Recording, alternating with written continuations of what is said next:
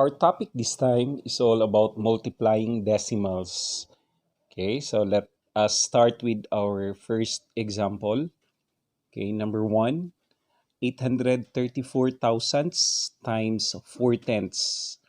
So, papaano ba mag-multiply ng decimals? Ganun pa rin, kagaya ng whole numbers.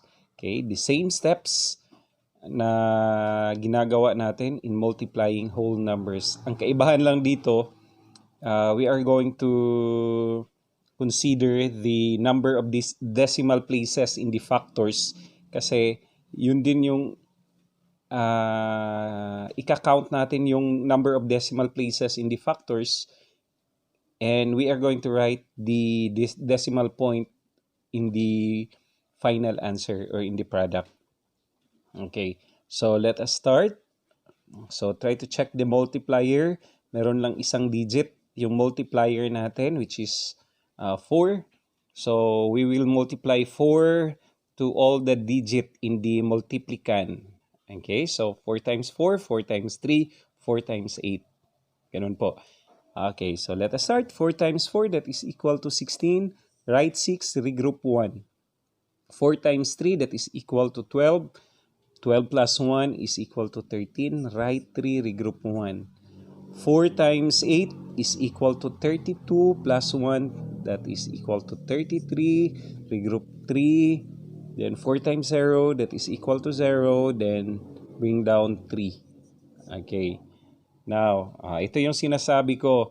We are going to consider the number of decimal places in the factors. Here in the multiplicand, there are 3 decimal places.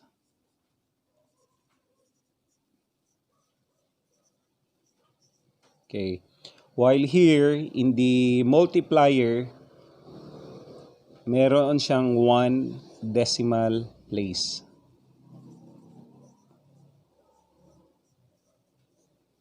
Okay. So, anong gagawin natin dito? Okay, so we are going to add the number of decimal places in the factors. So, 3 plus 1, that is 4. So, ibig sabihin, sa product, dapat meron siyang 4 decimal places. Okay. Now, let's try to put the decimal point. Saan natin ilalagay ang decimal point para meron siyang 4 decimal places? Here. So, pag dito mo ilalagay yung decimal point, so meron lang siyang 3 decimal places. So, dapat meron siyang 4. Okay? The product should have 4 decimal places. So, it should be here. Write the decimal point here. Okay. So, try to check. So, we have 1, 2, 3, 4. 4 decimal places. 4 decimal. 1, 2, 3, 4. Okay. So, dapat dito talaga the correct tamang lugar kung saan natin ilalagay yung decimal point is dito para meron siyang 4 decimal places. Okay, klaro yun? Alright, sige, let us proceed with number 2. Second example. Okay, let's try this one. 9 thousandths times 8 hundredths. Okay. So, sisimulan natin mag-multiply dito sa 8. Okay, we are going to multiply 8 to all the digits in the multiplicand. So, 8 times 9, that is equal to 72. So, write 2, regroup 7. 8 times 0, that is equal to 0. So, we are going to bring down 7. So, 8 times 0, that is 0. 8 times 0, that is 0. Okay. So, next, multiply 0, of course, sa lahat ng digit sa multiplicand. So, 0 times 9, that is 0. 0, of course. 0. Okay, that is 0. So, then add. So, this is 2. This is 7. This is 0. This is 0. This is 0. Okay. So, saan natin ilalagay ang decimal point. So let's try to count the number of the decimal places. We are going to count the number of decimal places in the multiplicand and multiplier. So here, meron siyang tatlong decimal places.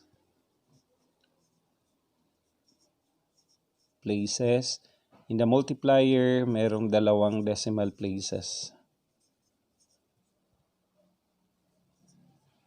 Okay. So, ibig sabihin po, in our product, in our answer, dapat meron siyang 5 decimal places. Or, after the decimal point, merong 5 digits na makikita. So, kung dito mo ilalagay, so 4 lang na digit ang makikita after the decimal point. 4 lang yung decimal places niya. So, dapat dito natin ilalagay ang decimal point. Okay. Let's try to check. Okay. Count natin yung number of decimal places. So, 1, 2, 3, 4, 5. So, tamang 5 decimal places. Or, just count the digit. Count mo lang yung digit after the decimal point. So, ito yung decimal point. So, dapat 5 digit ang makikita after the decimal point. So, we have 1, 2, 3, 4, 5. Okay. So, the answer or the product is 72 hundred thousands. This is 72 thousands. Okay. Next, number 3. Let's proceed with number 3. Let's multiply 146 and 900ths by a whole number, which is 23. Okay, so again, in multiplying numbers, you are going to start, simulan natin pag-multiply dito sa 3. So, i-multiply natin yung 3 sa lahat ng digits sa multiplicand. So, 3 times 9, 3 times 0, 3 times 6, 3 times 4, 3 times 1. Okay, ganun po. So, 3 times 9, that is equal to 27. Okay, write 2. Okay, 3 times 0 is equal to 0. So, bring down 2. 3 times 6 is equal to 18. Write 8. Regroup 1. 3 times 4 is equal to 12. Plus 1 is equal to 13. Write 3. Regroup 1. 3 times 1 is equal to 3. Plus 1. That is equal to 4. Next. Okay, proceed tayo sa tens digit. Okay, i-multiply natin yung 2 sa lahat ng digits sa multiplicand. 2 times 9 is equal to 18. So, write 8. Saan isusulat ang 8 dito? Leave a space tayo dito. So, isusulat natin yung 8 sa baba ng 2. Regroup 1. 2 times 0 is equal to 0. So, bring down 1. 2 times 6 is equal to 12. Write 2. Regroup 1. 2 times 4, that is equal to 8 plus 1, that is equal to 9. 2 times 1 is equal to 2. Then, add. Okay, kung naalala nyo, ito yung tinatawag na partial product. First partial product, second partial product. Then, we are going to find the final product by adding the numbers. So, bring down 7. 8 plus 2 is equal to 10. Write 0, regroup 1. 8 plus 1, 9, 10. Okay, write 0, regroup 1. 3, 4, 5, 6. This is 6. 9 plus 4, 13. Write 3, regroup 1. Then 2 plus 1 is 3. Okay. Ngayon, saan natin ilalagay ang decimal point?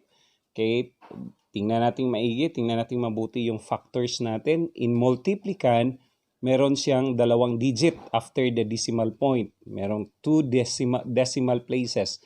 While the multiplier is a whole number, so walang decimal place or places sa multiplier. So therefore, 2 lang po, no? So sa product, meron dapat 2 decimal places. Okay, or 2 digits ang makikita after the decimal point. So dito natin ilalagay ang decimal point. So try to check. The answer is 3,360 and 700ths. Okay, so this is the final product. Okay, number 4. Okay, let us proceed with the fourth example. Okay, let's try 14. Okay, let's try 14 and 9 thousandths times 34 hundredths. Okay, so 4 times 9, that is equal to 36. Write 6, regroup 3. Then 4 times 0, that is equal to 0. And bring down 3. 4 times 0 is equal to 0. 4 times 4, that is equal to 16. Write 6, regroup 1. 4 times 1, that is equal to 4, plus 1, that is equal to 5. Okay. Then, proceed tayo sa next digit, which is 3. Ganon din yung gagawin. Mo-multiply natin yung 3 sa lahat ng digit sa multiplicand. So, 3 times 9, that is equal to 27. So, dito natin ilalagay ang 7. Blanco ito dito, leave a space. So, 3 times 9 is 27. Write 7, regroup 2. 3 times 0, that is 0. So, we are going to bring down 2. 3 times 0, that is equal to 0. 3 times 4, that is equal to 12. So, write 2, regroup 1. 3 times 1 is equal to 3 plus 1, that is equal to 4. Then, get the final product. Again, 3 times 9, that is equal to 27. So, ang gagawin dito, write tayo ng 7 dito, then regroup ng 2. Okay, dito blanco dapat ito ha. So, ilalagay ang 7 sa ibaba ng 3. So, write 7, regroup 2, then 3 times 0 is 0, so bring down 2. 3 times 0 is equal to 0. 3 times 4, 12, so write 2, that regroup 1. 3 times 1, that is equal to 3, then plus 1, 4. So, then add to get the final product. Okay, so bring down 6. 7 plus 3, that is equal to 10. Write 0, regroup 1. 2 plus 1, that is 3. 6 plus 0, that is 6. 5 plus 2 is equal to 7. Then bring down 4. Okay, saan natin ilalagay ang decimal point? Let's try to count. In the multiplicand, merong 3 digits or 3 decimal places. While in the multiplier, merong 2. So, 3 plus 2, merong 5. 5 decimal places. So, ganun din yung sa product or sa answer. So, dapat merong 5 decimal places. So, let's count. 1, 2, 3, 4, 5. So, dapat dito nakalagay ang decimal point. So, try to check. The decimal places, 1, 2, 3, 4, 5. Okay. So, the product is 4 and 76,306 hundred thousandths. Okay. So, that's it. No, ganun lang kadali mag-multiply ng decimals. Okay? So, sana meron kayong natutunan sa videong ito and maraming salamat sa panonood.